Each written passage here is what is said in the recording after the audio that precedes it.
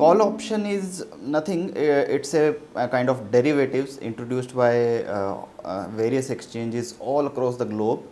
This is a right to buy a particular commodity or a financial product in the future. This does not carry any obligation, but you have the right if you want to buy it in the future, and which is exercisable. So, for example, if you want to buy something today, but you don't have that much money, and you are sure that you will get that money in the future, and you will buy those shares in the future. So, you buy a call option. Call option means right to buy something in the future. So, if the price of that thing rises, the price of call option will also go up with it. Put option is exactly opposite of call option. It's an obligation to sell.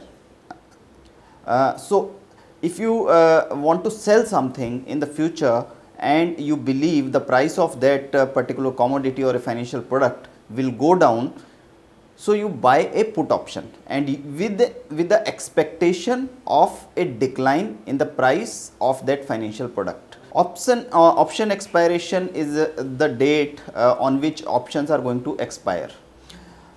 Except in the money options, all other options are expired at a value of 0.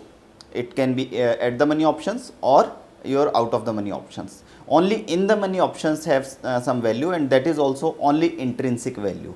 Time value will be 0 at the time of expiry.